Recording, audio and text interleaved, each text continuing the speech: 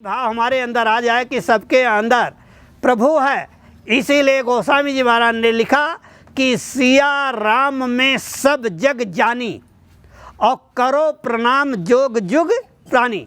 इन सभी को प्रणाम करने का हमारा आपका अधिकार है, क्योंकि सबके अंदर वही भगवान ही बैठा हुआ है। और उसी के निकल जाने के बाद ये हमारा 5 तत्व का किराए का मकान बेकार, चाहे 1 तत्व का हो, चाहे 2 तत्व का हो, चाहे 3 या 4 का, वही निकल जाने के बाद वो बर्बाद हो गया, वो किसी काम का नहीं रहता है।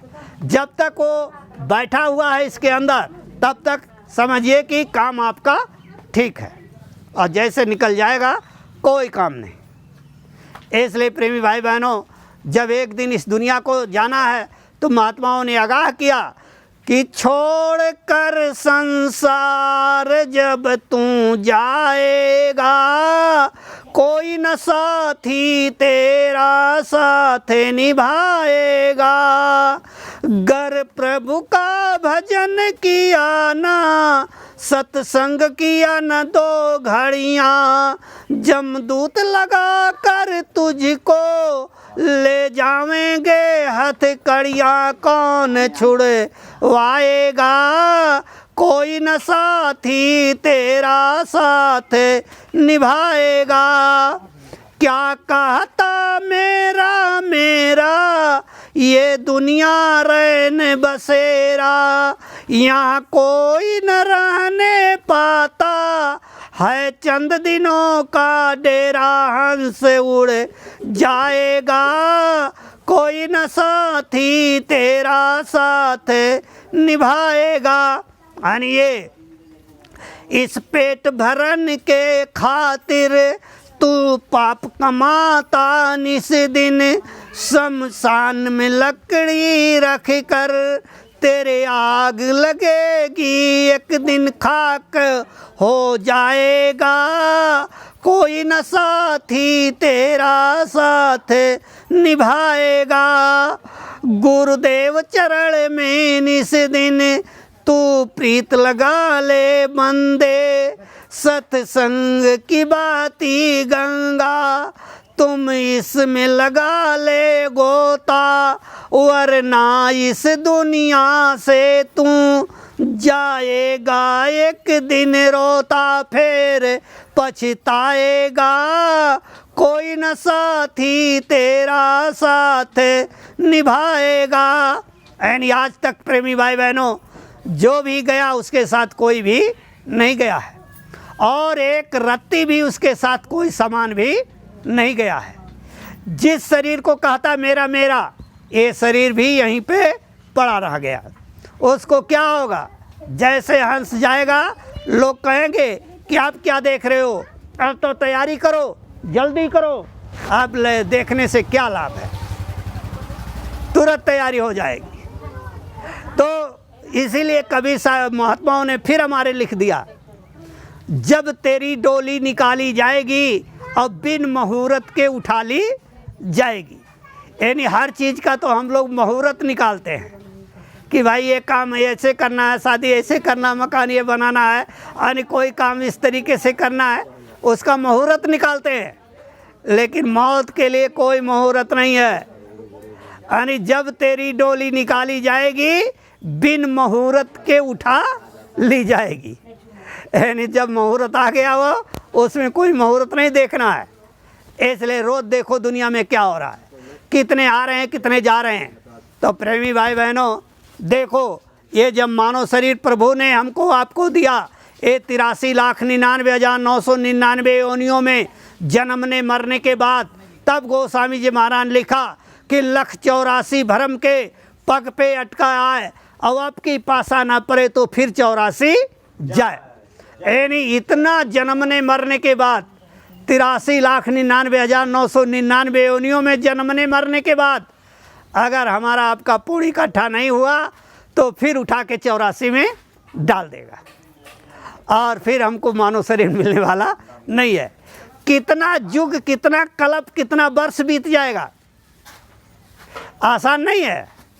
सांप का वन कलयुग में 1 लाख वर्ष का है, सांप के वन में डाल देगा, 1 लाख वर्ष तक पड़े रहिए। पेड़ पौधों को देखिए, एक एक पेड़ कितना कितना दिन खड़े रहता है। अब 30 लाख प्रकार के पेड़ पौधे हैं, जिसमें जन्माएगा मारेगा। 27 लाख प्रकार के कीड़े मकोड़े में जन्माएगा मारेगा। कितना कलयुग, कितना द्वापर, कितना सतयुग त्रेता बीत जाएगा, ये मानव शरीर मिलने वाला नहीं है। तो बड़े भाग्य मानुष तन पावा, इसलिए गोस्वामी जी महाराज ने लिखा कि बड़े भाग से मिला है। जब इस मानव शरीर को हमारा आपका पूर्ण इकट्ठा हुआ तो मालिक ने हमको आपको जब दिया तो मालिक सोच रहे थे कि ये तो हमको धोखा देगा, हमसे झूठ बोलेगा।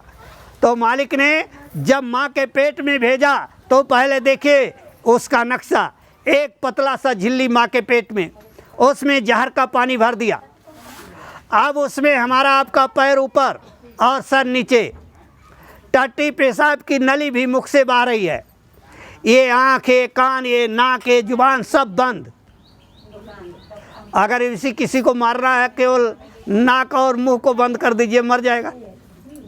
लेकिन गर्भ में हमारा आपका सब कुछ बंद।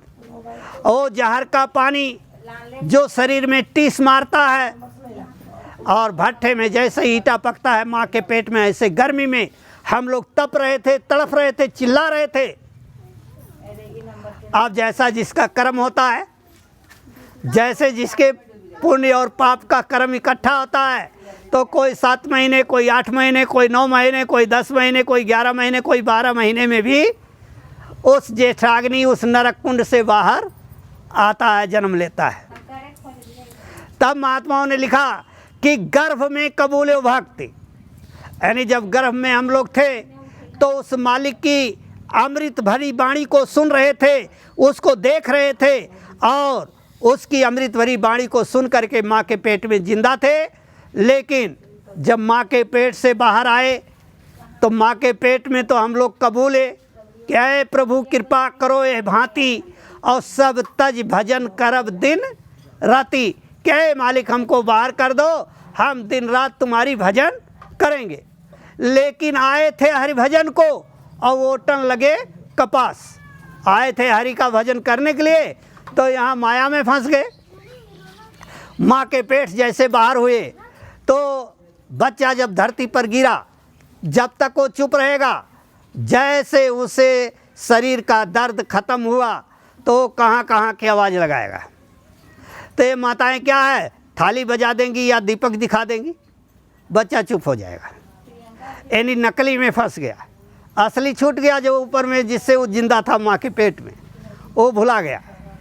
तो गर्भ में कबूले भक्ति, बाहर सुध भूल गयो, और कियो न भजन एक छिन भगवान का, सुत नारी सहोदर में बीत हो सदा, करते हो गुलामी निस्वासर बिना दाम का।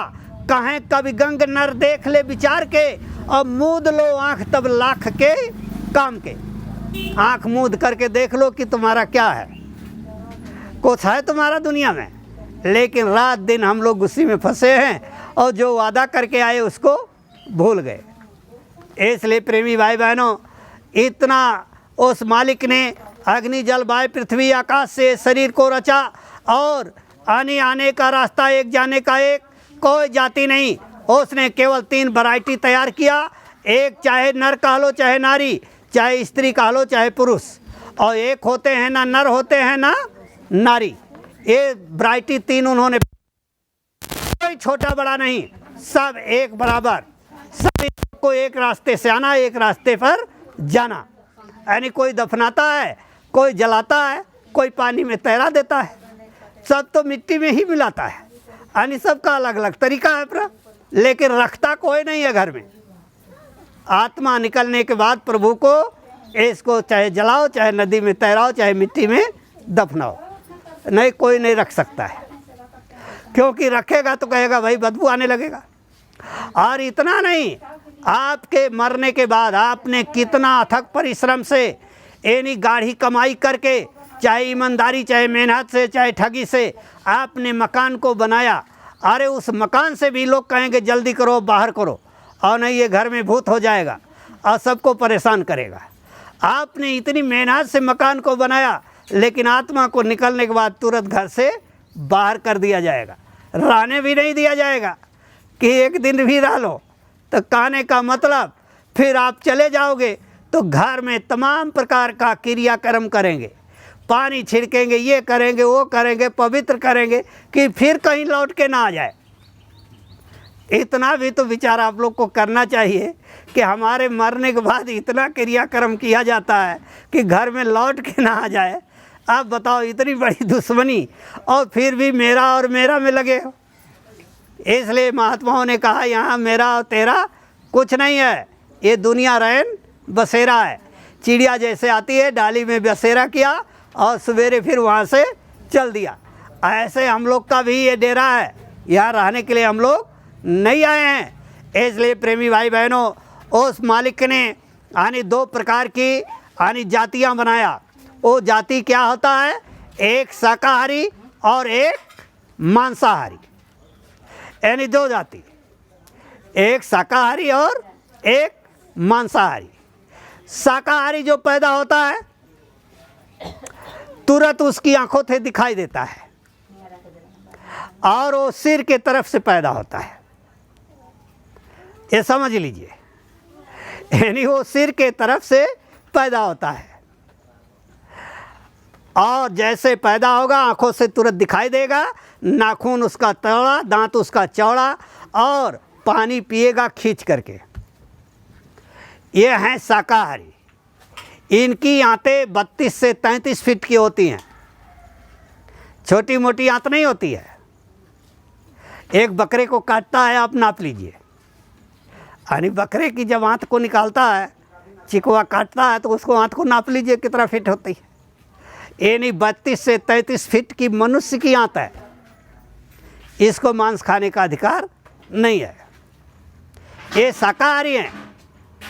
और मांसाहारी जो होता है, मांसाहारी जो है पीछे के तरफ से पैदा होता है, मूड़ी बाद में निकलता है, नाखून उसका नुकीला और दांत उसका नुकीला। पानी जब पिएगा जीभ से चाट करके पिएगा। उसको मांस खाने का अधिकार है। भगवान ने उसकी आंत 10 से 12 फीट की बनाई है।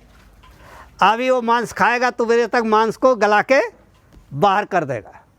उसकी आंत 12 फीट की है, 10 से 12 फीट। लेकिन शाकाहारी की आंत 32 से 33 फीट। अब ये शाकाहारी अगर मांस को खाएगा तो पहली बात तो हमारे डॉक्टरों ने रिसर्च किया, चाहे गाय हो, चाहे बकरा हो, चाहे बकरी हो, चाहे सूअर हो, चाहे अंडा हो, चाहे मछली हो, सब में लिखा कि ऐसे ऐसे बैक्टीरिया, ऐसे ऐसे जानवर हैं, कीटाणु, कि 1000 सेंटीग्रेड पानी को गर्म कर दिया जाए तो वो मरेंगे नहीं। अब मांस को हम लोग पका के कितना खाते हैं? 120 से 130 सेंटीग्रेड मांस को अगर 150 सेंटीग्रेड अगर मांस को पका दीजिएगा तो आटा जैसे मुलायम हो जाएगा। लेकिन 120 और 30 के अंदर ही पका करके लोग खाते हैं। तो वो कीटाणु, वो जीवाणु जो हमारे अंदर जब जाते हैं तो हमारे मनुष्य शरीर के जो कीटाणु या जीवाणु बैक्टीरिया हैं उनको सबको मार करके खा जाते हैं। हमारे अंदर जानवर का कीटाणु बैक्टीरिया यानी सब हो जाते हैं। तो हमारा बुद्धि भी उसी तरीके से जानवर जैसे, न माँ की पहचान, न बहन की पहचान, न छोटे की पहचान, न बड़े की पहचान, न बूढ़े बुजुर्गों का कदर, न इज्जत, ये सब मेरा सब खत्म।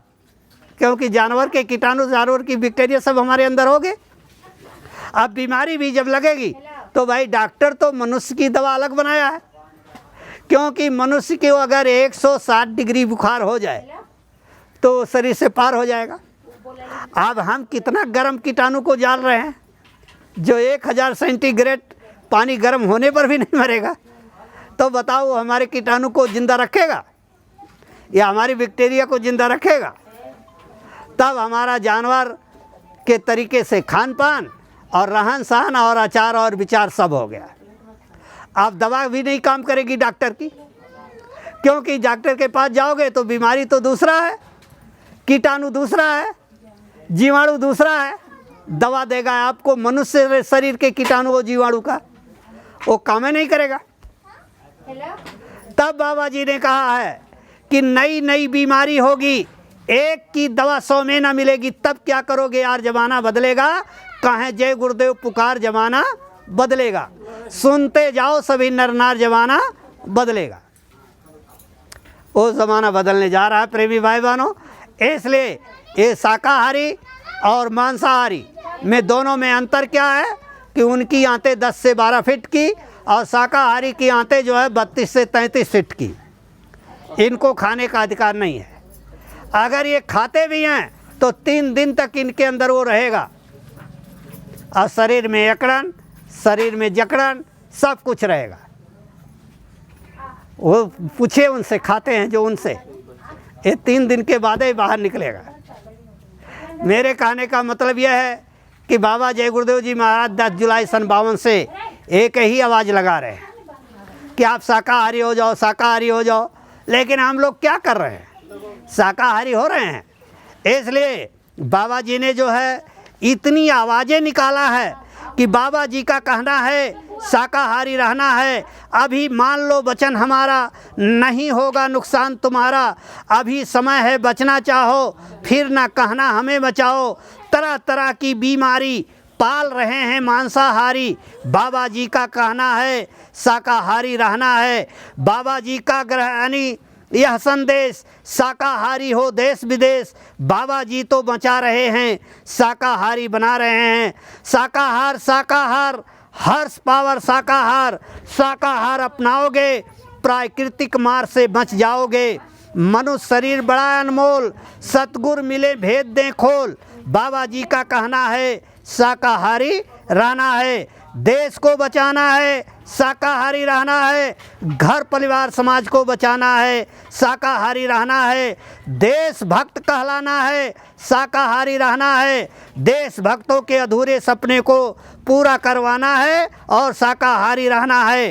राम राज लाना है, शाकाहारी रहना है। धरती को स्वर्ग लाना है, शाकाहारी रहना है। धरती पर स्वर्ग को लाना है, शाकाहारी रहना है। बाबा जय गुरुदेव की वाणी है, सतयुग की अगवानी है।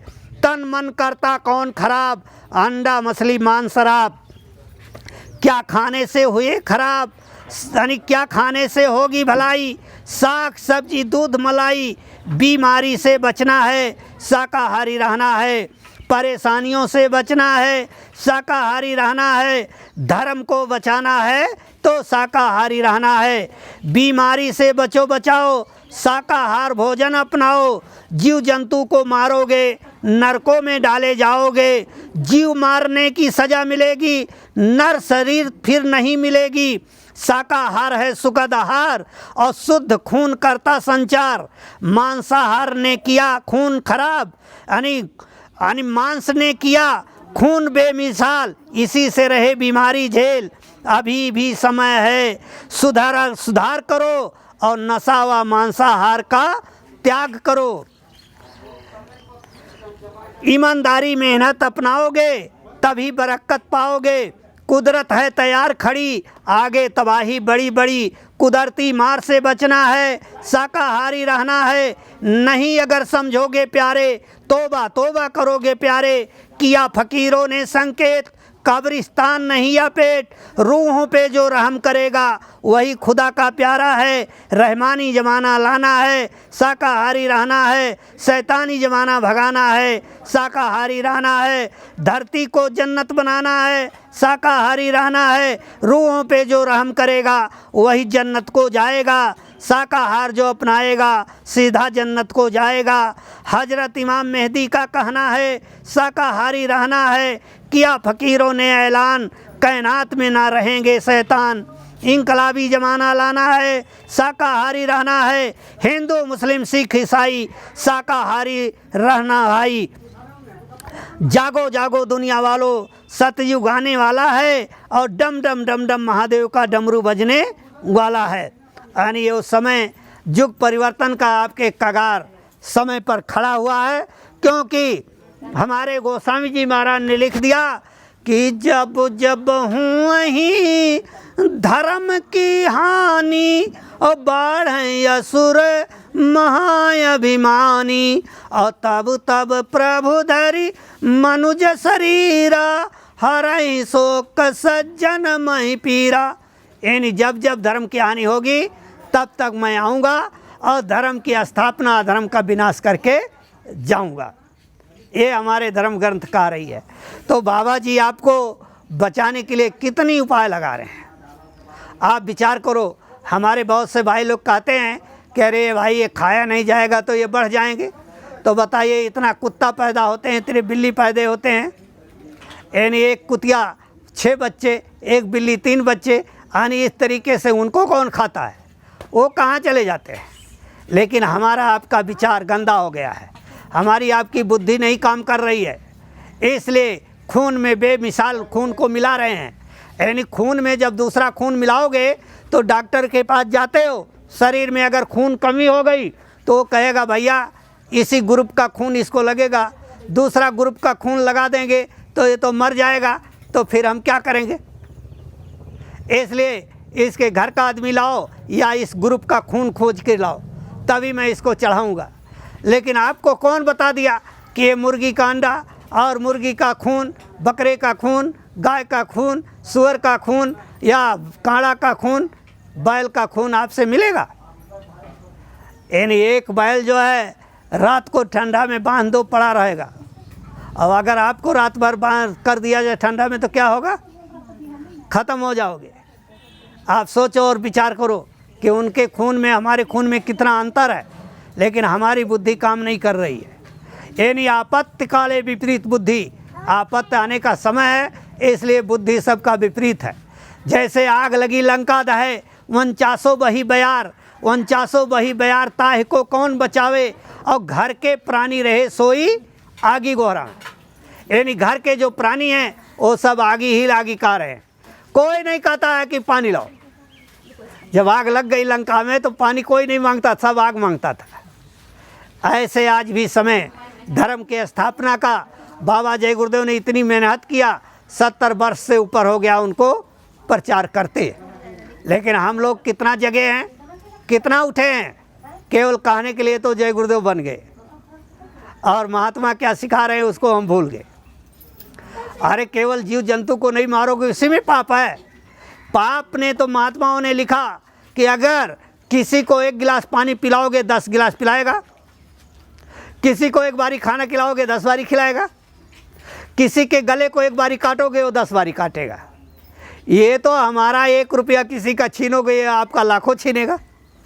तो ये तो हमारा आपका अदला और बदला हुआ, इसमें पाप और पुण्य नहीं है।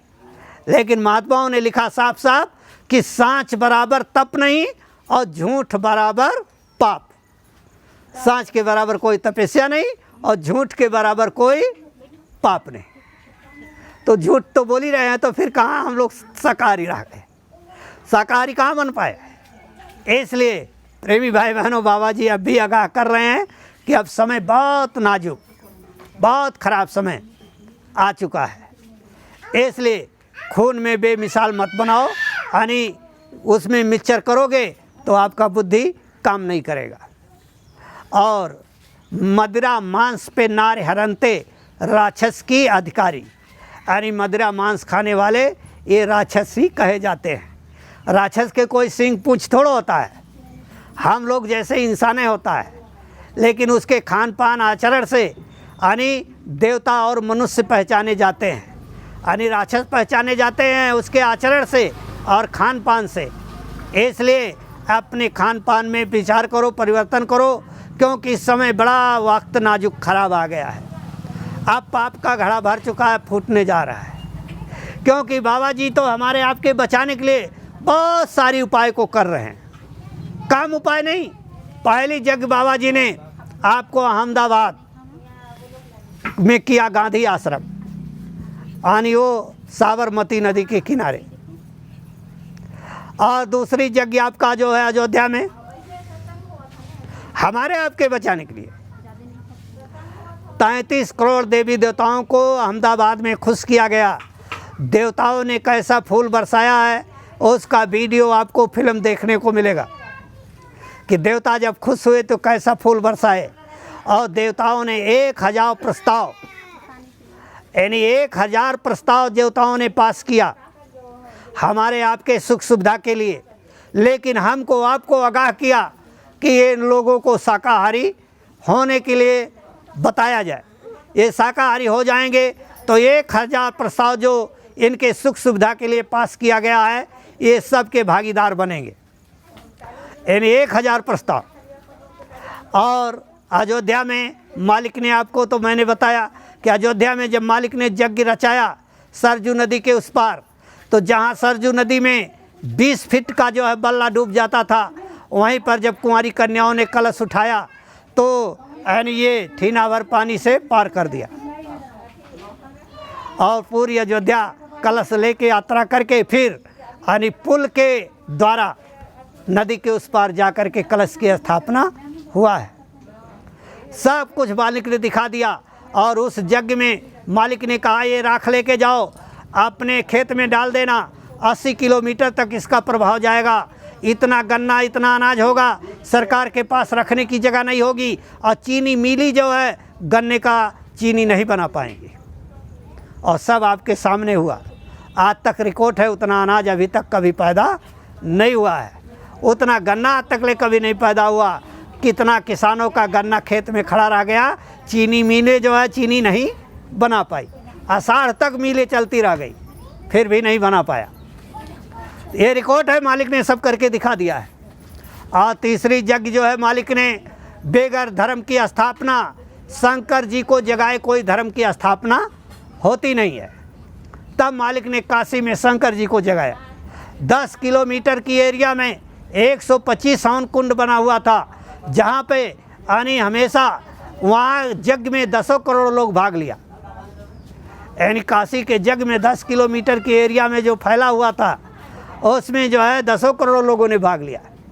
और शंकर जी जगे, और शंकर जी ने अपनी सारी बात जो है बाबा जी से कहा। और यज्ञशाला में एक पंछी के रूप में शंकर जी हमेशा विराजमान रहे, यानी सभी यज्ञशाले में। और शंकर जी ने उस समय जब जगे तो कहा अपनी पत्नी से कि आए उमा, इतना ज़्यादा पाप बढ़ गया है कि इस धरती को इसी लागे सफाया करना चाहता हूँ। तो बाबा जी ने कहा कि अरे अभी समय नहीं है, इतना जल्दी उतावला हो जाओगे तो धरती पर कोई नहीं बचेगा, सब पापी ही पापी हैं।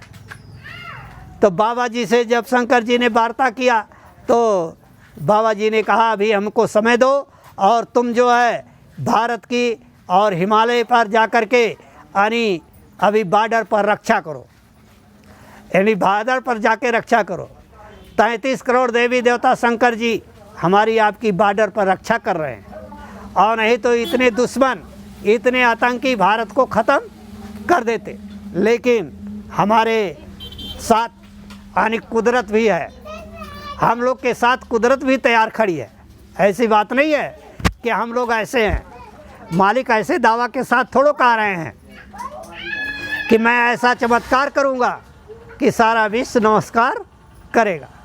और बच्चा सारे विश्व की CID मेरे पीछे लगा दो, जब तक मैं नहीं बताऊंगा तब तक मुझे कोई पहचान नहीं सकता है।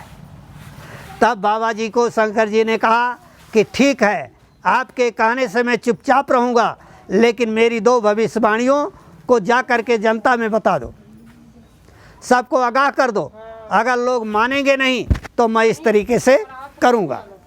तब जो है शंकर जी ने ये भविष्यवाणी कहा क्या कि जागो जागो दुनिया वालों, सतयुग आने वाला है, और डम डम डम डम महादेव का डमरू बजने वाला है।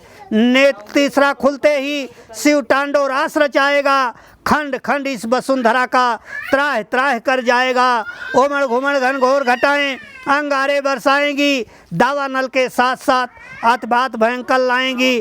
डग डग डग डगमगा उठेंगे पर्वत भी भूचालों से, राख बनेंगे महानगर तक आइटम के अंगारों से। पत्ता पत्ता झुलस जाएगा विश्व युद्ध झनकारों से, मानव की क्या पेश चलेगी, अंबर तक फट जाएगा पापी कुकर्मी के लाशों से। धरती का आंगन पट जाएगा, शुभ सुख चैन की वर्षा लेकर सतयुग आने वाला है, और डम डम डम डम महादेव का डमरू बजने वाला है।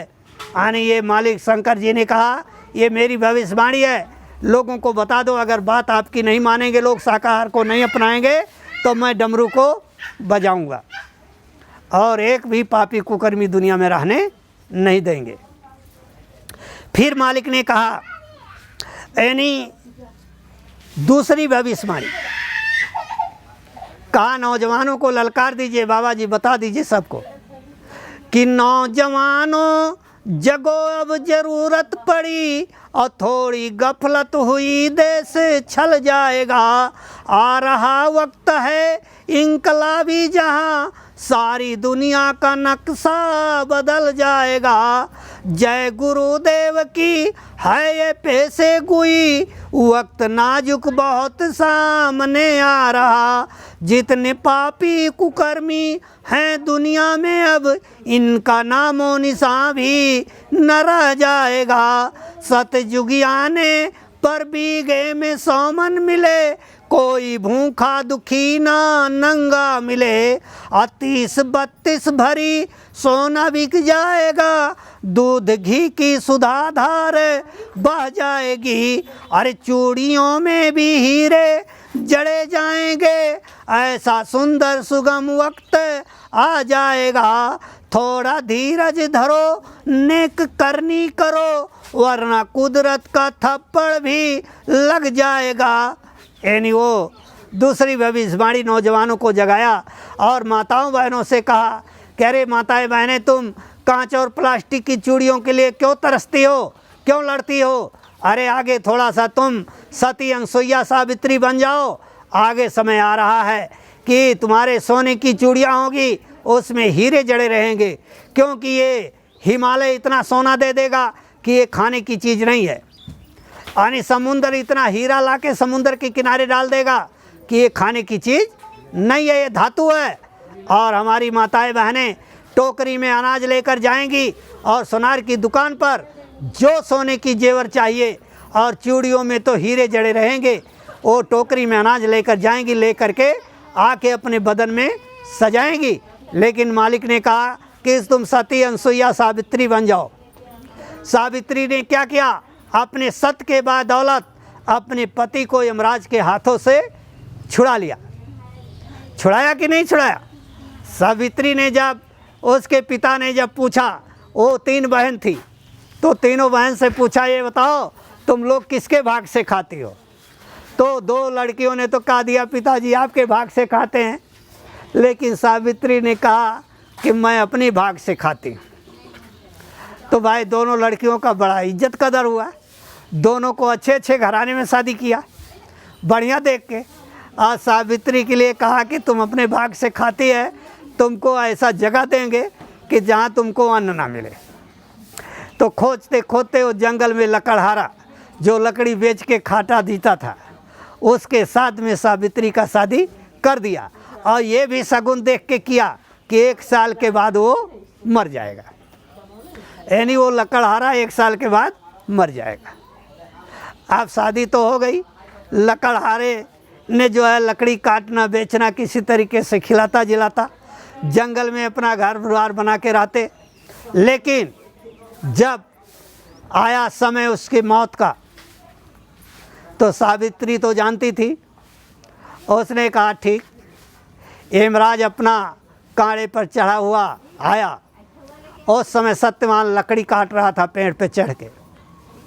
अब उसका सिर जब चकराने लगा, मौत का समय आया, तो पेड़ से नीचे उतर गया और कहा, सावित्री उस दिन बोली कि आज मैं आपके साथ जंगल में लकड़ी काटने चलूँगी, मैं भी आपका सहयोग करने चलूँगी।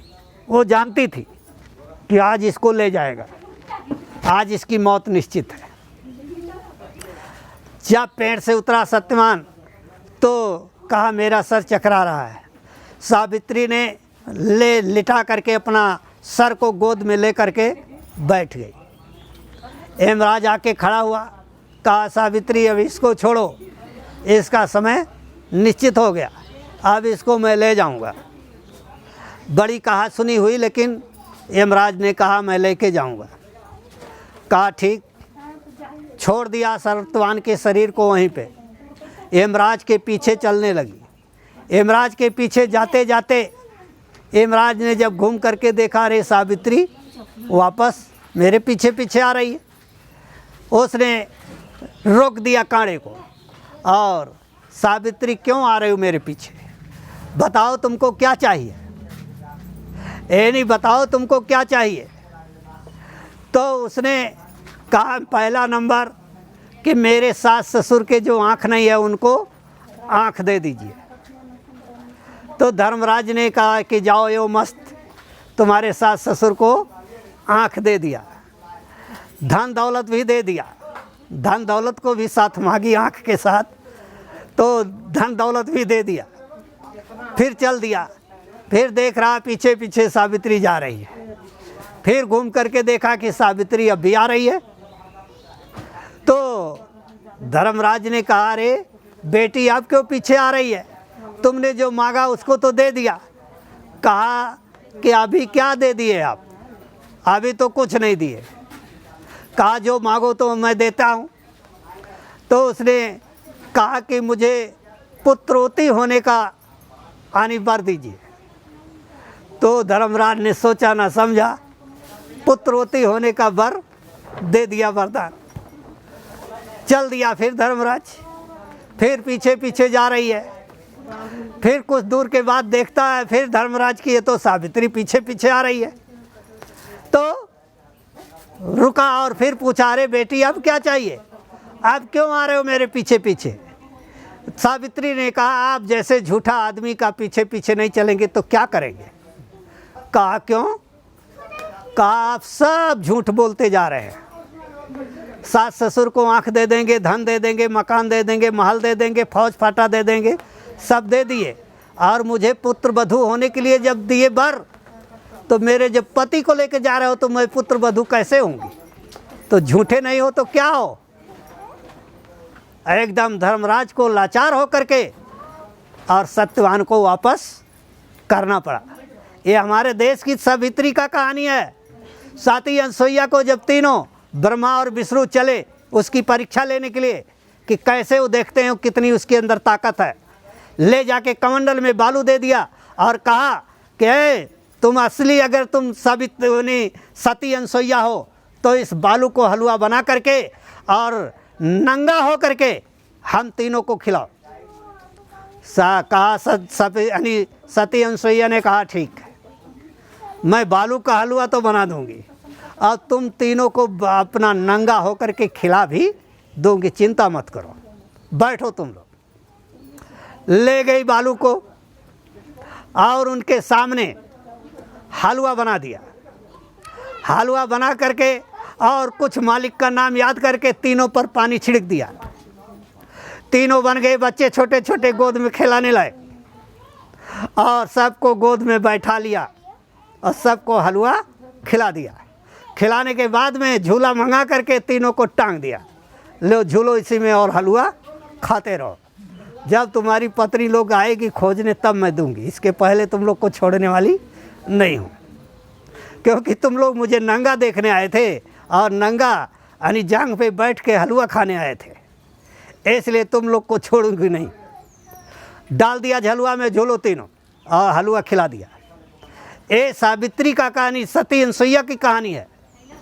जब लक्ष्मण को देखा शक्तिबाण लगा हुआ तो उनकी माता ने सूरज को निकलने से रोक दिया कि जब तक मेरा बेटा को दवा नहीं मिलेगी जड़ यानी सजीवन बूटी तब तक आपको उगना नहीं है।